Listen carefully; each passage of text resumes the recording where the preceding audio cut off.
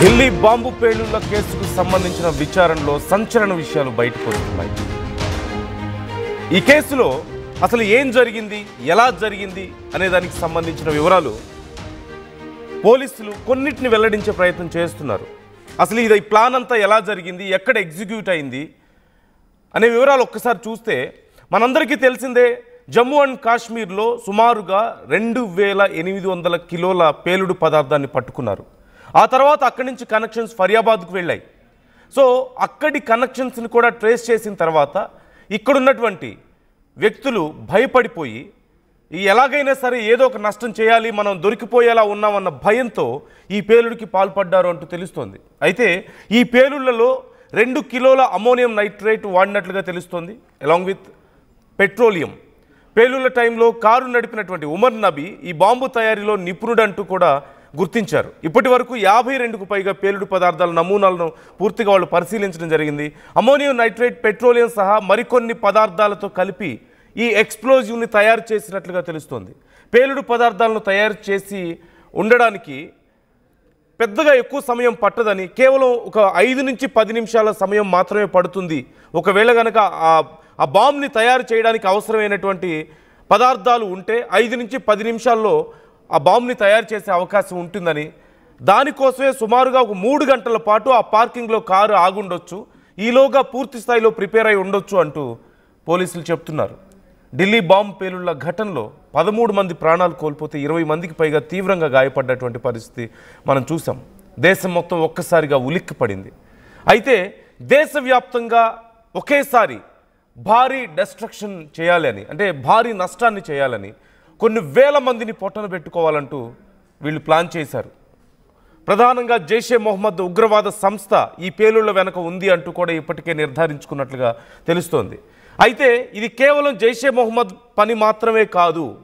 కొన్ని దేశాలు, భారతదేశానికి నష్టం చేయాలనుకునేటువంటి కొన్ని దేశాలు, భారతదేశ అభివృద్ధిని తట్టుకోలేని కొన్ని దేశాల యొక్క సపోర్ట్ కూడా దీని వెనక ఉంది. అందుకే ఇంత పెద్ద స్థాయిలో ఎగ్జిక్యూట్ చేయగలిగారు అంటూ కూడా కొంత సమాచారం అందుతోంది. అయితే దీనికి సంబంధించి ఇంకా పూర్తి స్థాయిలో సమాచారం బయట పెట్టాల్సి ఉంది, విచారణ జరుగుతోంది.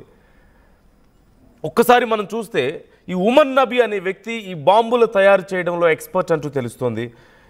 వీళ్ళందరూ ఈ వైట్ కాలర్ ఉగ్రవాదులందరూ డాక్టర్స్ రూపంలో మన మధ్యలోనే తిరుగుతూ మన ప్రాణాలు తీయడానికి ప్రయత్నించిన విషయం మనం చూస్తూనే ఉన్నాం.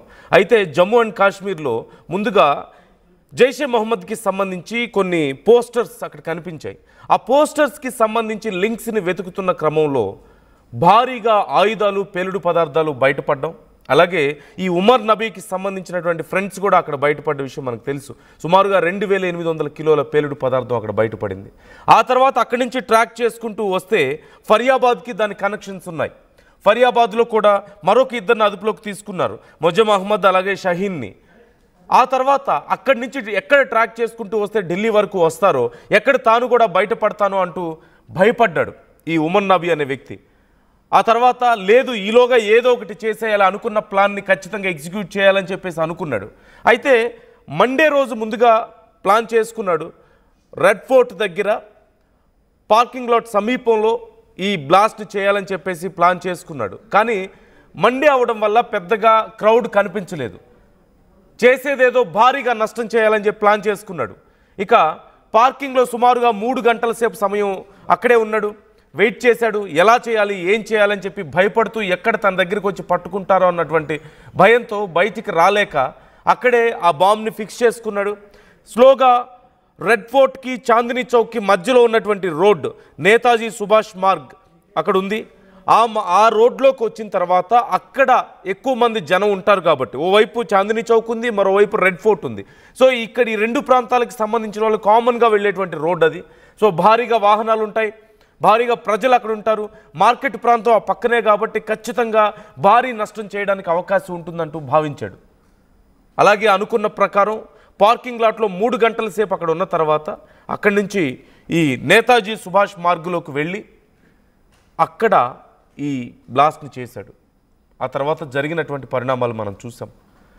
ఆ చుట్టూ ఉన్నటువంటి 10ల సంఖ్యలో వాహనాలకి నిప్పంటుకోవడం, భారీగా పేలుడు జరగడం, 13 మంది ప్రాణాలు కోల్పోవడం, 20 మందికి పైగా తీవ్రంగా గాయాల పాలవడం, దేశం మొత్తం ఒక్కసారిగా ఉలిక్కిపడింది. అప్పటికే జమ్మూ కాశ్మీర్కి సంబంధించి అలాగే ఫరియాబాద్కి సంబంధించినటువంటి ఈ మాడ్యూల్స్ని బర్స్ట్ చేశారు మన ఇంటెలిజెన్స్. ఒకవేళ కనుక ఢిల్లీ మాడ్యూల్ని ముందుగానే ఇంకొంచెం ముందుగా కనుక పసిగట్టగలిగి ఉంటే, ఇంకొంచెం సమాచారం వచ్చి ఉంటే ఖచ్చితంగా ఢిల్లీ నుంచి మరిన్ని ప్రాంతాలకు కూడా ఈ కనెక్షన్స్ విస్తరించి ఉన్నాయని, వాటిని కూడా బర్స్ట్ చేయగలిగి ఉండేవాళ్ళు అంటూ తెలుస్తుంది. ముఖ్యంగా హైదరాబాద్లో కొన్ని మూలాలు బయటపడుతున్నాయి. చివరికి ఇప్పుడు మనం ఆంధ్రప్రదేశ్ గుంటూరులో కూడా కొన్ని మూలాలు మనం చూస్తూనే ఉన్నాం. దేశవ్యాప్తంగా అన్ని కీలకమైనటువంటి పట్టణాల్లో ఈ కనెక్షన్స్ ఉన్నాయి. దీనికి సంబంధించి మా ఢిల్లీ ప్రతినిధి నవీన్ జాయిన్ అవుతున్నారు. మరింత సమాచారం తెలుసుకుందాం. నవీన్, ఇప్పుడు డీటెయిల్స్ ఎలా ఉన్నాయి? ఇంకా విచారణకు సంబంధించి అప్డేట్స్ ఎలా తెలుస్తున్నాయి? ఎయిర్పోర్ట్ బ్లాస్ట్ తర్వాత విషయాలు కూడా సంచలనంగా మారినటువంటి పరిస్థితులు. ఎందుకంటే ఇటు ఎయిర్పోర్ట్ దగ్గర బ్లాస్ట్ చేసినటువంటి ఉమర్ నబీ చేయడం జరిగింది. అతని పేరెంట్స్ ని ఇన్వెస్టిగేషన్ చేసినటువంటి సమయంలో కొన్ని విషయాలు కూడా వెలుగులోకి కూడా రావడం జరిగింది. అయితే ఉమర్ నబీ వాడినటువంటి ఫోన్స్ కావచ్చు, అతను ఎవరితో ఉన్నారు, ఎవరో ఈ బ్లాస్ట్ లో లింక్ లో ఉన్నారనే అంశాలపై కూడా కోరాల్లో కూడా పోలీసులు దర్యాప్తు చేపడుతున్నటువంటి పరిస్థితి. అయితే మొదటిగా జమ్మూ కాశ్మీర్ పోలీసులు ఫరీదాబాద్ చేరుకున్నటువంటి సమయంలో అప్పటికే నలుగురిని పోలీసు వారు అదుపులోకి జరిగింది. వారిని అరెస్ట్ చేసేటువంటి సమయంలో ఒకసారిగా ఈ బ్లాస్ట్ పాల్పడినటువంటి ఉమర్ నబీ అక్కడి నుంచి తప్పించుకొని ఫరీదాబాద్ నుంచి ఢిల్లీలోకి ఎంట్రీ అయినట్టు కూడా సీసీటీవీ ఆధారంగా ఢిల్లీ పోలీసుతో పాటు ఇన్వెస్టిగేషన్ అధికారులు కూడా ఈ అంశంపై కొంత క్లారిటీ కూడా ఇవ్వడం జరిగింది. అయితే ఈ బ్లాస్ట్ అనేది ఆ రోజే కాకుండా కొంత టైం తీసుకున్న తర్వాత పెద్ద ఎత్తున బ్లాస్ట్ చేపట్టాలని చెప్పేసి వీరు ఒక ప్లాన్ కూడా చేసుకోవడం తెలుస్తుంది. కానీ జమ్మూ కాశ్మీర్ పోలీసులు ఈ యొక్క జాయింట్ ఆపరేషన్ చేసిన తర్వాత ఖచ్చితంగా తాము కూడా దొరికిపోతామనే నేపథ్యంతో ఈ యొక్క బ్లాస్ట్ కూడా చేపట్టి కూడా ఇన్వెస్టిగేషన్ లో ఈ యొక్క అంశాలు కూడా వెలుగులోకి వస్తున్నటువంటి పరిస్థితి జరిగింది. కాబట్టి ఇప్పటికే ఇన్వెస్టిగేషన్ అనేది ఇంకా కొనసాగుతూనే ఉంది. ఉమర్ నబీ చేసినటువంటి పనులు కావచ్చు, అతనితో అప్రోచ్ అయినటువంటి వ్యక్తులు కావచ్చు, ఫోన్ లో ఎవరైతే కష్టం ఉన్నారో అతను వాడేటువంటి టెలిగ్రామ్ మెసేజ్ సంబంధించినటువంటి ఆ విషయాలన్నీ కూడా పోలీసులు దర్యాప్తు సంస్థలు కూడా దర్యాప్తు కూడా చేపడుతున్నటువంటి పరిస్థితి కలిగింది. కాబట్టి ప్రస్తుతానికి ఇన్వెస్టిగేషన్ అనేది కొనసాగుతూనే ఉంది. మొదటిగా కర్నాటక ప్లేస్ తో పాటు అక్కడ ఉన్నటువంటి రెడ్ ఫోర్ట్ వెళ్ళేటువంటి మార్గాల్లో దాదాపు ఒక 10-15 నిమిషాల పాటు అదే కారులో 2-3 రౌండ్లు కూడా కొట్టినట్టు కూడా ఢిల్లీ పోలీసులు ఆ సీసీ కెమెరా ఫుటేజ్ కూడా స్వాధీనం కూడా చేసుకోవడం జరిగింది. అక్కడి నుంచి నేరుగా రెడ్ ఫోర్ట్ సమీపంలో ఉన్నటువంటి ఆ మజిద్ కూడా చేరుకున్నారు. మజిద్ చేరుకొని అక్కడ పార్కింగ్ లో దాదాపు 2.5 గంటల పాటు ఆ పార్కింగ్ లో ఆ కారులోనే ఉమర్ నబీ ఉన్నట్టు కూడా పోలీసులు గుర్తించడం జరిగింది. దానికి సంబంధించినటువంటి సీసీ ఫుటేజ్ కూడా పూర్తి స్థాయిలో ఢిల్లీ పోలీసు కూడా స్వాధీనం కూడా చేసుకోవడం జరిగింది. ప్రస్తుతానికి ఈ కేసు ఎన్ఐఏ ఇన్వెస్టిగేషన్ చేస్తుంది కాబట్టి దీనికి సంబంధించినటువంటి ఇన్వెస్టిగేషన్ సంబంధించినటువంటి సమాచారం మాత్రం బయటికి రాకుండా చాలా గోప్యంగా ఉంచుతున్నటువంటి పరిస్థితి ఉంటుంది. ఎందుకంటే ఇది టెర్రరిస్ట్ సంబంధించినటువంటి విషయాలు కాబట్టి కొంత ఇబ్బందికరమైనటువంటి వాతావరణం ఉన్నటువంటి అవకాశం ఉందని చెప్పేసి కూడా ఇటు ఎన్ఐఏ బృందం కూడా చెప్పడం జరుగుతుంది. ఎందుకంటే నిన్న జరిగినటువంటి బ్లాస్ట్ సంబంధించినటువంటి అంశాలు కావచ్చు, అక్కడ పేలినటువంటి అమోనియం నైట్రేట్ సంబంధించినటువంటి ఆ బ్లాస్ట్ సంబంధించినటువంటి పేలుడు పదార్థాలు, ఇక్కడ ఢిల్లీలో జరిగినటువంటి పేలుడు పదార్థాలకు సంబంధించినటువంటి ఆ లిక్విడ్స్ ఎక్కడి తీసుకొచ్చారు, దీన్ని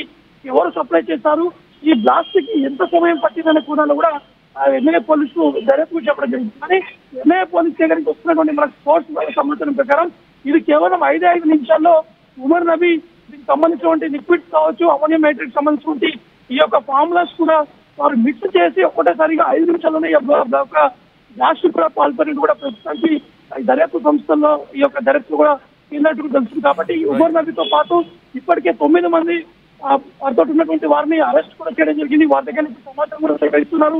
కేవలం ఢిల్లీ కాకుండా దేశవ్యాప్తంగా అనేక ప్రాంతాల పెద్ద ఎత్తున పేలులకి పాల్పడాలని చెప్పేసి కూడా మీరు ఒక నిర్ణయం కూడా తీసుకోవడం జరిగింది. కాబట్టి ఇది ఖచ్చితంగా టెర్రర్ అటాక్ అని చెప్పేసి కూడా కేంద్ర ప్రభుత్వం కూడా ఒక ప్రకటన కూడా చేసేటువంటి పరిస్థితి జరుగుతుంది. కాబట్టి ఖచ్చితంగా ఈ వైట్ కాలర్ టెర్రర్ సంబంధించినటువంటి వారిని వేట కోసం ఢిల్లీ పోలీసులే కాకుండా స్పెషల్ గా కొన్ని టీమ్స్ కూడా ఏర్పాటు కూడా చేయడం జరిగింది. ఆ టీమ్స్ అందరూ కూడా వీరిని పట్టుకునేందుకు ప్రయత్నాల్లో ఉన్నట్టు కూడా తెలుస్తుంది. ముందు right, thank you Naveen, thanks for the details. Local to global news at your finger tips. మీ చేతిలో ఒక ఆయుధం. Download Raw TV app. Media legend Ravi Prakash is back.